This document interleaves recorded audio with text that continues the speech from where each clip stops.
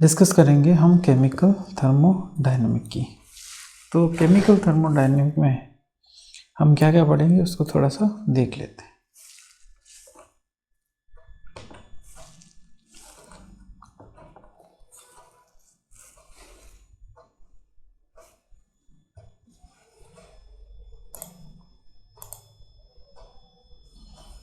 तो देखिए क्या होता है केमिकल थर्मोडायनेमिक।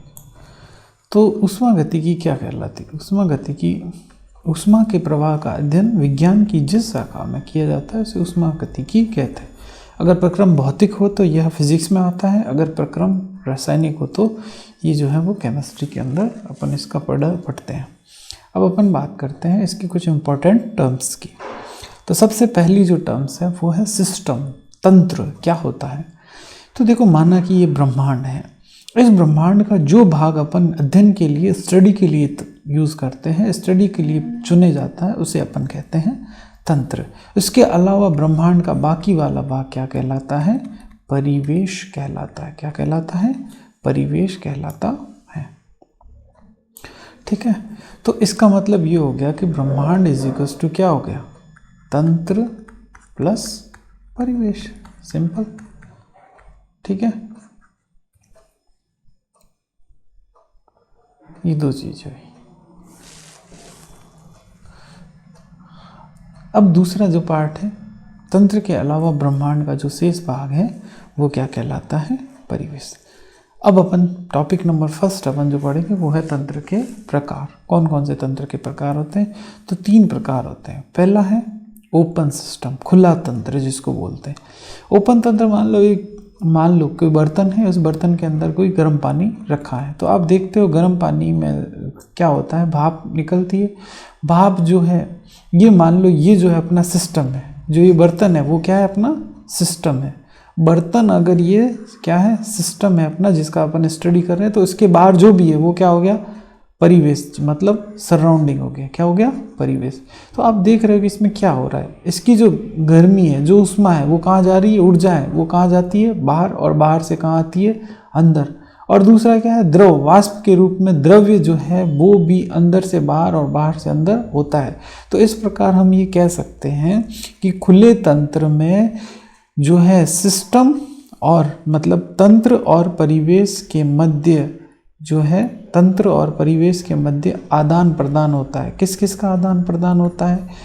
ऊर्जा का आदान प्रदान तो होता ही है, साथ ही साथ किसका आदान प्रदान होता है? द्रव्य का आदान प्रदान होता है। इसके लिए कोई नियम प्रदर्शित नहीं है। अगर अपन दूसरे सिस्टम की बात करें जिसको अपन बंद तंत्र कहते हैं, सारे नियम लगभग यहीं के लिए यूज़ होते हैं। तो इसमें क्या है कि एक अपन ने बर्तन लिया हुआ है जिसका ढक्कन दिया हुआ है, ठीक है, इसमें गर्म पानी है, तो अपन को पता है कि यहाँ से ये पानी ठंडा तो हो जाएगा, मतलब ऊर्जा तो बाहर निकल जाएगी लेकिन द्रव्य बाहर नहीं निकलेगा। तो अपन ये कह सकते हैं ये कैसा सिस्टम है? बंद सिस्टम है, जिसमें ऊर्जा बाहर निकल सकती है लेकिन द्रव्य जो है वो बाहर नहीं निकल सकता। अब एक ऐसा सिस्टम है जिसको बोलते हैं अपन आइसोलेटेड सिस्टम। कैसा सिस्टम? आइसोलेट सिस्टम कैसा होता है? जो जिससे न तो ऊर्जा बाहर निकलती है और न ही द्रव्य बाहर निकलता है। फॉर एग्जांपल एक थर्मस है, हालांकि ये पूरी तरह से आदर्श तो नहीं होता, परंतु अपन ये मान लेते हैं थर्मस में कई घंटे तक जो अगर अपन पानी चाय कुछ रखते हैं तो वो क्या होता है? गर्म ही रहता है। न तो उसमें से ऊष्मा बाहर जाती है और न ही ऊष्मा अंदर आती है, और न ही द्रव्य बाहर जाता है और न ही द्रव्य अंदर आता है। तो ब्रह्मांड के जो नियम अपन पढ़ेंगे वो इस आइसोलेटेड सिस्टम के ऊपर ही अपन जो है वो पढ़ेंगे। क्यों? क्योंकि ब्रह्मांड से आगे ना कुछ है और ना ब्रह्मांड के पहले कुछ है। तो कहने का मतलब सब तरफ क्या है? ब्रह्मांड ही है, ये माना गया है। टॉपिक नंबर 2 अपन बात करते हैं तंत्र की अवस्थाएं। तो किसी भी तंत्र की अवस्था व्यक्त करनी है तो आपको उसका तापमान बताना पड़ेगा, आपको उसका P प्रेशर बताना पड़ेगा, और V वॉल्यूम, आयतन जो है वो बताना पड़ेगा।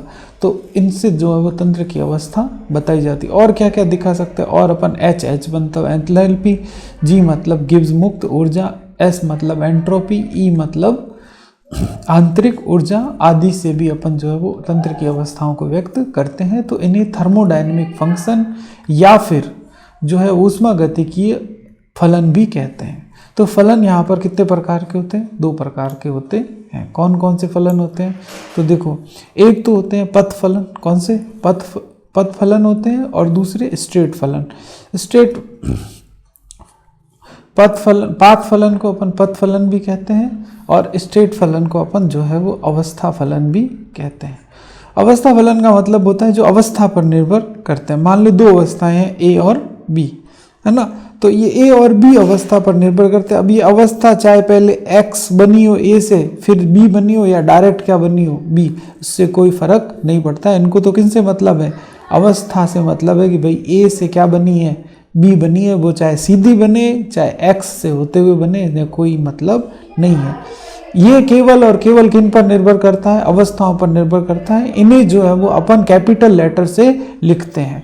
पथ फलन पथ पर निर्भर करते हैं। चक्रीय प्रक्रम में पथ फलन शून्य नहीं होता, है ना, इन्हें हमेशा स्मॉल लेटर में लिखते हैं जो पथ पर निर्भर करते हैं। जैसे अपन देखते हैं ये स्ट्रेट फंक्शन है। कौन से? अवस्था फलन कौन से हैं? ई, एच, एस और जी, टी, पी, आप देख रहे हो, इनको अपन कैपिटल लेटर में लिखते हैं। तो कैसे फंक्शन हो गए? स्ट्रेट, जो कि अवस्था पर निर्भर करते हैं। जैसे ये अपना हो गया बलून है, ये पहले विचकाया हुआ है, जब अपन ने इसमें प्रेशर भरा तो प्रेशर कितना हो गया? P2, और ये बलून जो है वो फूल गया। तो कहने का मतलब अब बलून चाहे थोड़ा सा फूला हो फिर इसको पूरा फूला हो, तो कुल मिला के ये इस अवस्था पर निर्भर करता है। तो ये कैसा हो गया? अवस्था फंक्शन हो गया। अब पथ फंक्शन कौन सा है? जो कार्य और जो ऊष्मा है, ये दोनों कैसे हैं? पथ फंक्शन है। जैसे फॉर एग्जांपल आप देख रहे हो, हाँ, ये है जुन्नू। ये कौन है? जुन्नू। ये जुन्नू क्या करता है? कुछ पत्थर है इसके हाथ में, ये सीधा 100 मीटर जाकर भी, ये 100 मीटर इसको रखना है, सीधा 100 मीटर जाकर ये रख सकता है। तब कुछ कार्य हुआ W1, और ये जो है वो घूमते घूमते किसी और रास्ते से घूमते हुए वही उसी जगह यह पत्थर रख सकता है, जो कि रास्ता कितना हो जाएगा? 1000 मीटर, परंतु सीधा रास्ता कितना है? 100 मीटर मान लो। तो अब मुझे बताया जो W2 इसके द्वारा किया गया कार्य होगा वो क्या होगा? अलग होगा, और W1 क्या होगा? अलग होगा। तो ये किस पर निर्भर करता है? रास्ते पर, है ना। जैसे दिल्ली के रेलवे स्टेशन से इसको मान लो कश्मीरी चौक जाना हो, है ना, कश्मीरी गेट जाना हो। कश्मीरी गेट जाना हो तो शॉर्टकट भी जा सकता है और एक घूमते घूमते भी जा सकता है। तो ज़्यादा जो रास्ता है W2 वो ज़्यादा काम आएगा। तो कहने का मतलब है किस पर निर्भर हुआ? मामला सारा पथ पर निर्भर हुआ। यहाँ पर पथ से कोई मतलब नहीं है। यहाँ पर जो ऊपर वाला है स्ट्रेट फंक्शन, यहाँ पर सीधा सीधा किसकी बात है? अवस्था। तो अवस्था फलन में हमेशा जो है वो डेल्टा वगैरह ज़्यादा यूज़ होता है, क्योंकि अवस्थाओं पर निर्भर करता है। नेक्स्ट देखते हैं। अब अपन बात करते हैं ऊष्मा गति की कुछ गुणधर्म होते हैं। दो प्रकार के गुणधर्म होते हैं। एक होता है गहन गुणधर्म, इंटेंसिव प्रॉपर्टी। अब नाम से ही पता चल रहा है, जो आंतरिकता से संबंधित होते हैं, जो द्रव की मात्रा पर निर्भर नहीं करते। जैसे मान लो 10 लीटर पानी है, उसका तापमान कितना है? 100 डिग्री। उसमें से 1 लीटर पानी अलग निकाल लो, बताओ उसका तापमान मापोगे तो कितना आएगा? ऑब्वियसली 100 डिग्री आएगा। तो कहने का मतलब है चाहे 10 लीटर था तब भी उसका तापमान 100 डिग्री था, आपने 1 लीटर अलग से निकाल लिया, उसका भी कितना है? 100 डिग्री। इसका मतलब द्रव्य की मात्रा पर निर्भर ये जो तापमान है वो निर्भर नहीं करता है। अब चाहे आप एक आधा लीटर लोगे, उसका भी तापमान कितना होगा? 100 डिग्री। तो ऐसे गुणधर्म जो है वो गहन गुणधर्म, इंटेंसिव प्रॉपर्टी कहलाते हैं। अब पीएच है, ये भी इंटेंसिव है। चाहे पीएच किसी विलयन की 10 हो तो आप थोड़ा सा अलग से निकालोगे तो उसकी भी क्या रहेगी? 10 होगी। ऐसे ही बॉइलिंग पॉइंट हो, ऐसे ही फ्रीजिंग पॉइंट हो, ऐसे ही मोलर आयतन हो किसी का, तो वो फिक्स 22.4 ही रहेगा। तो अगर किसी के आगे मोलर लगा हुआ हो तो इसका ध्यान रखना कि वो हमेशा गहन गुणधर्म में आएगा, और किसी के आगे विशिष्ट लिखा हो तो भी क्या होगा? वो गहन गुणधर्म होगा। विशिष्ट जी, विशिष्ट एंथैल्पी, विशिष्ट के कोई वैल्यू है तो ये गहन गुणधर्म होंगे। ठीक है। फिर आता है अपन किस पर? विस्तीर्ण गुणधर्मों पर। विस्तीर्ण गुणधर्म क्या बला होती है? तो जो मात्रा पर निर्भर करते हैं भैया, मात्रा पर, एक्सटेंसिव। तो वही सीधी सी बात है, जैसे 10 किलो सामान है, इसमें से 4 किलो आपने निकाल लिया तो कितना हुआ? ये 6 किलो रह गया। तो सीधी सी बात है, सामान निकालने पर कुछ कमी हो गई उसकी वैल्यू में। तो ये गुणधर्म कैसे होते हैं? ये गुणधर्म होते हैं विस्तीर्ण गुणधर्म। जैसे फॉर एग्जाम्पल मोलों की संख्या, सीधी सी बात है, यहाँ अगर 10 मोल थे, 4 मोल निकाल दिए तो कितने रहे? 6। ऐसे ही द्रव्यमान है, एंट्रोपी में भी फर्क पड़ेगा, एंथैल्पी में ऊर्जा में फर्क पड़ेगा, ऊष्माधारिता में भी फर्क पड़ेगा, आंतरिक ऊर्जा में भी क्या पड़ेगा फर्क, पृष्ठीय क्षेत्रफल में भी क्या पड़ेगा फर्क। तो ये द्रव की मात्राओं पर निर्भर करते हैं। अब बात करते हैं अपन टॉपिक नंबर 5, थर्मोडायनेमिक्स की प्रोसेसेस कितने प्रकार की होती हैं। तो पहली तो प्रोसेस है समतापीय प्रक्रम, जिसको अपन बोलते हैं आइसोथर्मल, मतलब प्रोसेस के दौरान यहाँ पर ताप में कोई परिवर्तन नहीं होगा। प्रोसेस के दौरान मतलब ए से जब क्या बन रहा हो, ए से क्या बन रहा हो, बी बन रहा हो, तो यहाँ पर ताप पहले भी 5 डिग्री था और बाद में भी कितना रहा 5 डिग्री, तो ताप में कोई परिवर्तन नहीं हुआ। T1 भी जितना था उतना का उतना T2 है, मतलब डेल्टा T जो T2 माइनस T1 अगर अपन करें तो डेल्टा T की वैल्यू कितनी आएगी, डेल्टा T का मतलब है अंतर, अंतर कितना आया 0, मतलब पहले और बाद में कोई अंतर नहीं होना चाहिए, तो टेम्परेचर सेम होगा। अब एक चीज़ ध्यान देने की है कि यहाँ पर टेम्परेचर सेम होने से एक बात ध्यान रखना है, इसका मतलब है एंथैल्पी में कोई परिवर्तन नहीं आया है, तो हमेशा समतापी प्रक्रम में एंथैल्पी का कोई परिवर्तन नहीं होगा और आंतरिक ऊर्जा में भी इसका मतलब कोई परिवर्तन नहीं हुआ है, क्योंकि कुछ भी परिवर्तन होगा तो यहाँ पर टेम्परेचर भी परिवर्तित होता, और टेम्परेचर परिवर्तित नहीं हुआ है तो H और E भी परिवर्तित नहीं होंगे, क्योंकि ये दोनों टेम्परेचर के फंक्शन है। समतापी प्रक्रम की बात करें तो आइसोबारिक प्रोसेस है ना, जिसमें क्या होता है कि दाब जो है वो समान रहता है। जैसे अगर इस गुब्बारे की बात करूं, इस गुब्बारे की दोनों का दाब क्या है, पहली स्थिति में भी 5 है और दूसरी स्थिति में भी क्या है 5 है, तो डेल्टा P 5 माइनस 5 क्या हो गया 0। इसका मतलब है दाब क्या है स्थिर रहता है। खुले निकाय के जितने भी प्रक्रम है उसके लिए दाब हमेशा क्या माना जाता है समदाबी। क्यों, क्योंकि ये वायुमंडल में होता है और वायुमंडल का प्रेशर हमेशा फिक्स माना गया है 1 atm है ना, या इसको 720 mmHg का माना गया है। ठीक है, उसके बाद अपन बात करते हैं सम आयतनिक प्रक्रम। सम आयतनिक का मतलब आयतन क्या रहेगा समान, जैसे यहाँ पर 2 लीटर था और V2 है ना, बाद में भी क्या रहा 2 लीटर, तो डेल्टा V का मान क्या रहा 0 बाद में और पहले।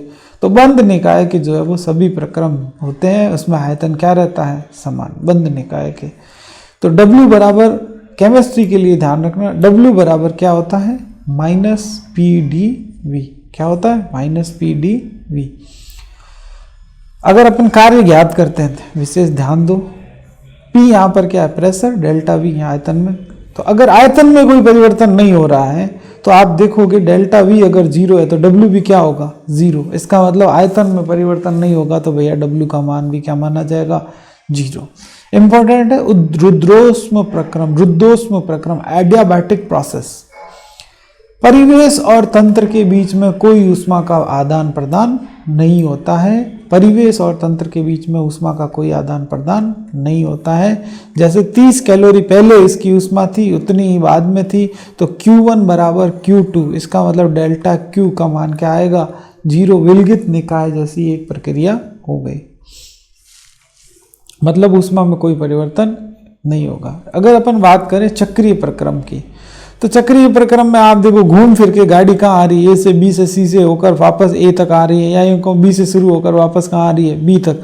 तो यहाँ तो ना तो टेम्परेचर में परिवर्तन हो रहा है, ना प्रेशर में, और ना डेल्टा H में, और ना डेल्टा E में। तो अवस्था फलनों का साहब का मान क्या हो जाएगा 0, क्योंकि अवस्था पहले थी, जो पहले अवस्था थी वही बाद की अवस्था है, इसलिए कोई परिवर्तन नहीं होगा। अगला देखो उत्क्रमणीय प्रक्रम, ऐसे प्रक्रम जो दोनों दिशाओं में, मतलब पहले तो आगे की तरफ बढ़ते हैं, जैसे A से B बना और फिर B से पुनः क्या बनता है A, तो ऐसे प्रक्रम क्या कहलाते हैं उत्क्रमणीय प्रक्रम। ये हमेशा आदर्श स्थितियों में ही हो सकते हैं, सामान्य स्थितियों में नहीं होते हैं। छोटे छोटे परिवर्तनों में होते हैं, ज़्यादा बड़े परिवर्तन में नहीं होता, और इनमें हमेशा साम्य स्थापित रहता है। थोड़ा सा परिवर्तन किया फिर सामने आया, फिर थोड़ा परिवर्तन किया, इस तरह से होता है। अब ये क्या होता है थोड़ा सा इसको अपन इस चित्र की सहायता से समझेंगे। जैसे मान लो ये क्या है, कोई क्या है सिलेंडर है, कोई क्या है सिलेंडर है, सिलेंडर या आप पंप मान लो, ये क्या है एक पंप है। पंप के ऊपर ये जो लगा रखा है, ये मैंने पंप को अपन जो हवा भरते हैं, हवा भरने वाला बच्चों की साइकिल में वो वाला मान लो पंप है, इसमें ये लगा हुआ है वाल्व, ठीक है। PEXT का मतलब है ये दाब, जो बाहरी दाब अपन लगा रहे हैं बाहर से, है ना, जो बाहरी दाब अपन जो लगा रहे हैं वो दाब है, ठीक है, दाब लगाया। PINT इंटरनल दाब, है ना, जो अंदर से, जो गैस भी तो कोई ना कोई दाब लगा रही है, तभी तो अपने को मेहनत करनी पड़ रही है, तो गैस कुछ ना कुछ क्या लगा रही है यहाँ पर, दाब लगा रही। तो इसके अब अपन को पता है कि अगर बाहरी दाब ज़्यादा होगा अंदर के तो ये दबेगा, और अंदर का दाब ज़्यादा होगा तो ये जो है ऊपर जाएगा। तो प्लस माइनस DP, D आता है सूक्ष्म परिवर्तन के लिए, किसके लिए, सूक्ष्म परिवर्तन के लिए। तो थोड़ा सा दाब या तो बढ़ाया उसके लिए अपन ने बोला प्लस, और थोड़ा सा दाब घटाया उसके लिए बोला माइनस, बहुत स्मॉल चेंज किया, है ना। तो प्लस, उसके प्लस तब लगाएंगे जब अपन ने दाब बढ़ाया, माइनस तब लगाएंगे जब अपन ने दाब घटाया। तो P एक्सटर्नल बराबर फॉर्मूला अपने पास क्या आ गया, P इंटरनल या तो प्लस, या तो जुड़ेगा दाब या फिर घटेगा, और P एक्सटर्नल जो है वो परिवर्तनशील है, क्योंकि P इंटरनल परिवर्तनशील है नहीं। तो दाब घटाएंगे या बढ़ाएंगे कहाँ से, ऊपर से, या तो यहाँ से घटाएंगे या फिर यहाँ से ही बढ़ाएंगे, अंदर से कुछ बढ़ने या घटने वाला नहीं है, ये ध्यान रखना, क्योंकि गैस का दाब क्या रहता है, स्थिर, है ना। इसलिए मैक्सिमम जो वर्क होता है वो इस उत्क्रमणीय सिस्टम में ही होता है। अब अपन बात करते हैं अनुत्क्रमणीय प्रक्रम। अनुत्क्रमणीय प्रक्रम वे प्रक्रम जो केवल एक ही दिशा में होते हैं, एक ही दिशा में होते, A से B बन गया मतलब अब B से A वापस नॉर्मल कंडीशन में नहीं बनेगा। सारे प्राकृतिक प्रक्रम जो है वो कैसे होते हैं, अनुत्क्रमणीय इर्रिवर्सिबल प्रक्रम होते हैं। अब अपना जो अगला टॉपिक है पांचवा है कार्य तथा ऊष्मा, वर्क तथा हीट।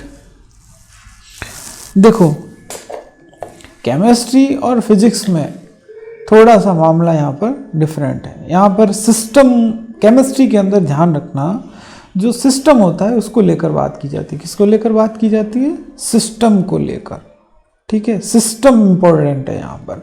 तो जो भी ध्यान दो सिस्टम, जैसे कार्य की बात करूँ तो अगर सिस्टम पर कार्य किया जाए तो W क्या होगा, पॉजिटिव, और सिस्टम द्वारा कार्य किया जाए तो कार्य क्या होगा, नेगेटिव। यहाँ सिस्टम इंपॉर्टेंट है, सिस्टम पर आराम से कार्य करो, सिस्टम कुछ नहीं कर रहा है, सिस्टम पर कार्य हो रहा है, तो अपन बोलेंगे कार्य क्या हो रहा है, पॉजिटिव। और सिस्टम कार्य करे, अब सिस्टम को प्रॉब्लम आ गई तो मतलब कार्य क्या हुआ, नेगेटिव हो गया। इसका ध्यान रखना। जैसे फॉर एग्जांपल, जैसे सिस्टम पर कार्य का उदाहरण लेते हैं, जैसे मान लो एक डब्बे में क्या भरी हुई है, गैस, उसका आयतन कितना है, V1 है। ये इस जो वॉल लगा हुआ है, इस वॉल का A क्षेत्रफल है, और P यहाँ से क्या लगाया जा रहा है, दाब लगाया जा रहा है। मान लो ये गैस है, इसका आयतन कितना है, 10 लीटर। कितना है, 10 लीटर। दूसरे डिब्बे को देखो आप, ठीक है। अब यहाँ पर देखो आप कि यहाँ पर गैस का आयतन कितना है, V2 है, कितना हो गया, 5 लीटर, क्योंकि मैंने यहाँ पर P को थोड़ा सा बढ़ाया, और कितना ये बढ़ा, कितना दबाया मैंने, L दबाया। पहले ये पोजीशन थी, ठीक है, पहले ये वाली पोजीशन थी मान लो, और अब L मैंने दबा के ये नीचे ले आया, ठीक है। तो अब 5 लीटर हो गया। अब अपन थोड़ी कैलकुलेशन करते हैं। मुझे पता है कि V2 जो है वो बड़ा है,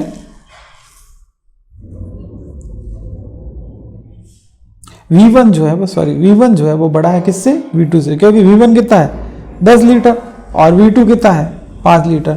तो अपने लिए सामान्य फिजिक्स के हिसाब से अगर अपन बात करें, W बराबर क्या होता है, F इंटू L, है ना, F इंटू L, है ना, बल इंटू विस्थापन।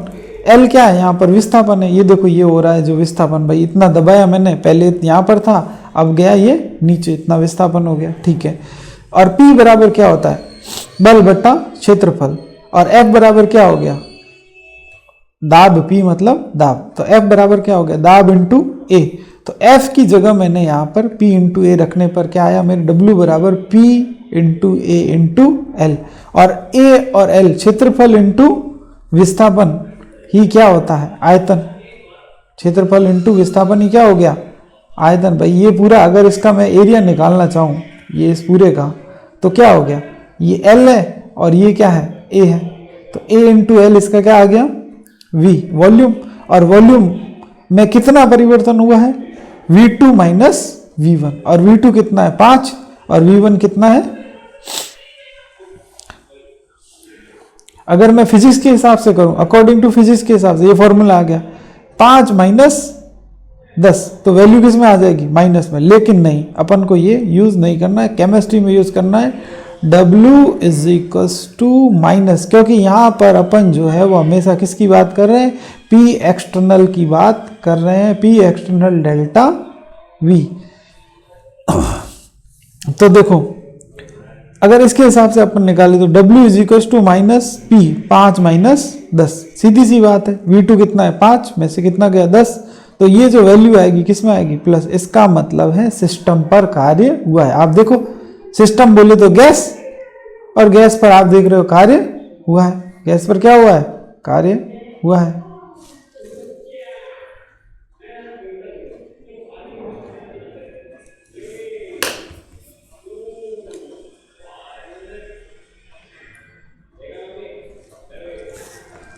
तो इस तरह से निकाय पर जब कार्य करते हैं तो W क्या आता है? पॉजिटिव आता है। अब इसमें क्या हो रहा है? गैस क्या हो रही है? कंप्रेस हो रही है। सीधी सी बात है, गैस क्या हो रही है?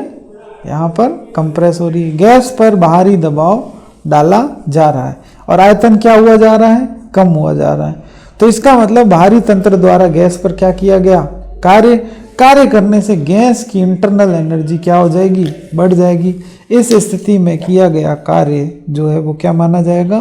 पॉजिटिव माना जाएगा। अब अगर अपन ऊष्मा के संकेतों की बात करें तो अगर निकाय में ऊष्मा जा रही है तो हमेशा पॉजिटिव का साइन लेंगे, और निकाय से ऊष्मा निकल रही है तो क्या लेंगे? नेगेटिव का साइन लेंगे। तो केमिस्ट्री और फिजिक्स में मैंने यही है कि विश्लेषण कर रहे हैं किस दिशा में किया गया। तो केमिस्ट्री में जो है वो हमेशा सिस्टम पर ध्यान केंद्रित किया जाता है, और गैस का आयतन बढ़ता है तो विस्तार होता है, मतलब गैस काम कर रही है, तो इसको नेगेटिव बोलेंगे। इसलिए यहाँ पर नेगेटिव का उपयोग किया जाता है ताकि कार्य का सही संकेत आ जाए। भौतिकी में अक्सर जो है वो बाहरी तंत्र या जो बाहरी भाग होता है ना, परिवेश, उस पर ध्यान दिया जाता है। तो गैस का आयतन बढ़ता है तो बाहरी तंत्र की दृष्टि से गैस को सकारात्मक कार्य किया है और ऊर्जा जो है बाहर की तरफ भेज दी, इसलिए यहाँ पर अलग फॉर्मूले का इस्तेमाल किया जाता है।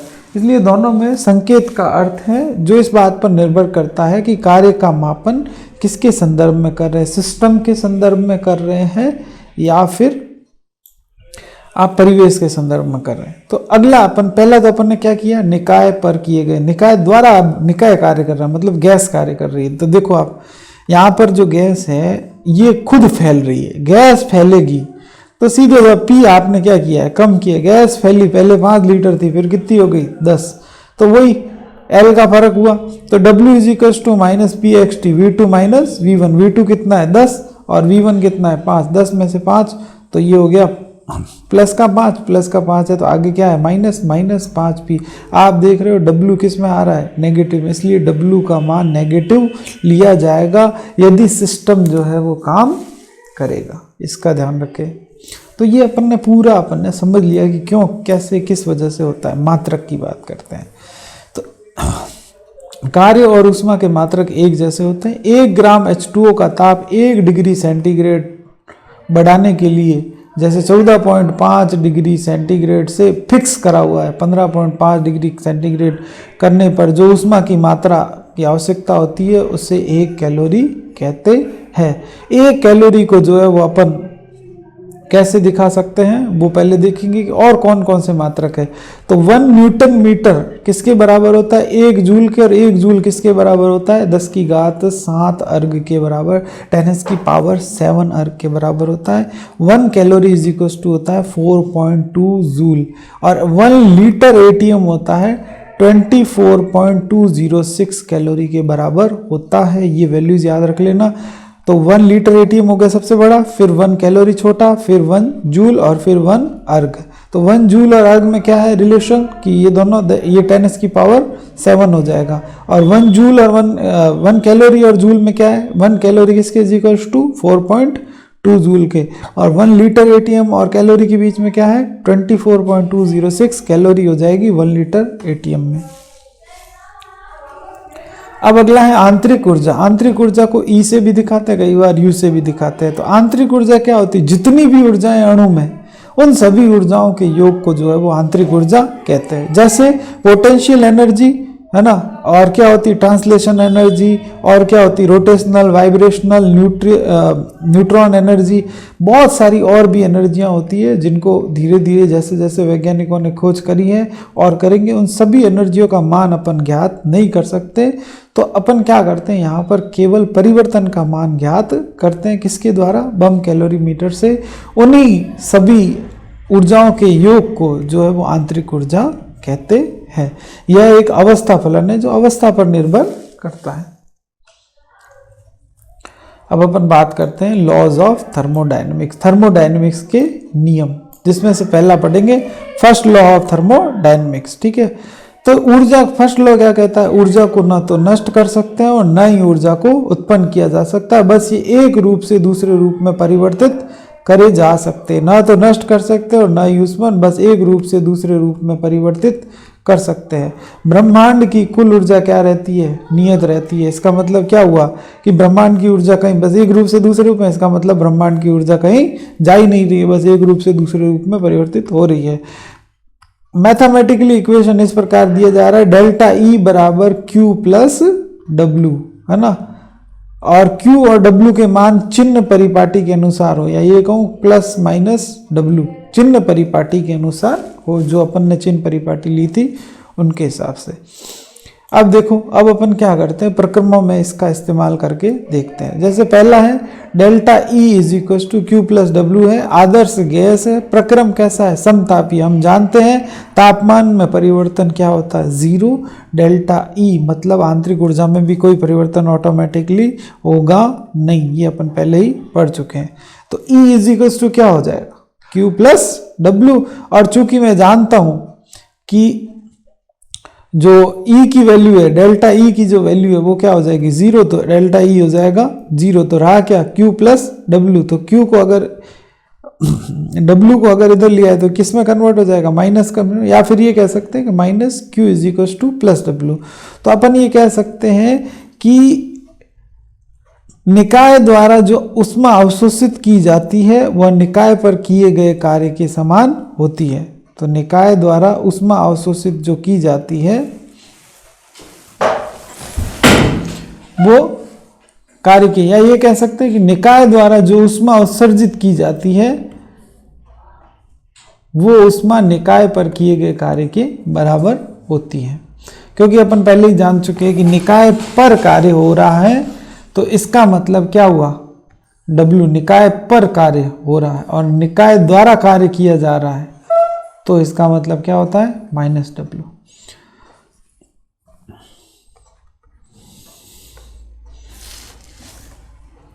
समआयतनिक प्रक्रम, अगर आयतन जीरो, ऐसे प्रक्रम में क्या होगा? ऐसे प्रक्रम मैंने पहले ही बताया था, W इज इक्वल टू क्या हो जाता है? जीरो। तो आंतरिक ऊर्जा में परिवर्तित अवशोषित ऊष्मा के बराबर होती है, या उत्सर्जित ऊष्मा के बराबर होती है, प्लस माइनस के हिसाब से। अब अपन बात करते हैं समदाबीय प्रक्रम। अगर दाब क्या हो? समान हो। दाब रख दो आप नियत, तो दाब अगर आपने नियत रखा तो कोई समस्या नहीं है। कांस्टेंट प्रेशर पे Q इज इक्वल टू क्या हो जाएगा? QP, और W बराबर minus P V2 minus V1 होता है, अपन जानते हैं। तो देखो delta E is equal to यहाँ पर क्या हो जाएगा? E2 माइनस E1 लिख सकते हैं डेल्टा E को, ये सब कर लिया अपन ने। और ये Q जो था उसको QP लिख दिया मैंने, ये Q आ गया इधर, डेल्टा E को अगर अपन इधर ले गए तो ये सारा इक्वेशन कुछ इस तरह से बन जाएगी। तो QP बराबर E2 माइनस E1, और ये यहाँ पर P, चूंकि ये किसका वैल्यू है? ये वैल्यू है डेल्टा V। W की वैल्यू क्या होती है? P डेल्टा V, है ना, चूंकि W बराबर माइनस P V2 V1। ठीक है, यहाँ तक कोई दिक्कत नहीं है। अब इसका मतलब है इसकी एक बार कराने पर PV2 आएगा और इससे एक बार कराने पर PV1 आएगा। ठीक है, फिर इन दोनों के अंदर अपन ये लिख सकते हैं E2 माइनस ये क्या हो जाएगा? E1। E2 माइनस क्या हो जाएगा? E1। E2 माइनस E1, ठीक है, प्लस PV2, जो 2 वाले उनको साथ ले लिया और 1 वाले उनको अलग ले लिया, तो E1 प्लस PV1। और चूंकि हम जानते हैं H बराबर E प्लस क्या होता है, PV होता है, तो अपने पास ये क्या आ गया, H2 की वैल्यू, और ये किसकी वैल्यू आ गई, H1 की, और ये QP किसके बराबर हो जाएगा, डेल्टा H के।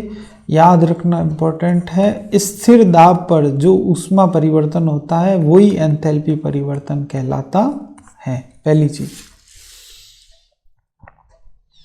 अगला अपन बात करते हैं चक्रीय प्रक्रम। चक्रीय प्रक्रम में भैया वही चीज है, डेल्टा E का मान 0 है, तो वही प्लस Q बराबर, मतलब निकाय द्वारा कार्य क्या करना जा रहा है, निकाय द्वारा कार्य किया जा रहा है, वो अवशोषित ऊष्मा के क्या होगा, बराबर होगा।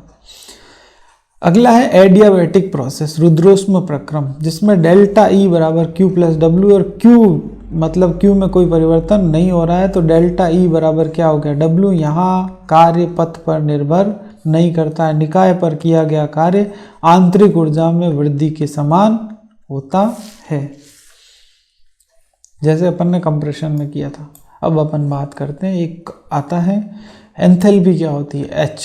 एंथैल्पी होती है अधिकांश रासायनिक अभिक्रियाओं में इम्पोर्टेंट स्थिर दाब पर संपन्न होती है, तब आंतरिक ऊर्जा के स्थान पर जो है अपन एक नया शब्द लेते हैं, उसको क्या नाम दिया, एंथैल्पी। तो H बराबर E प्लस PV, इसका जो है वो फॉर्मूला है।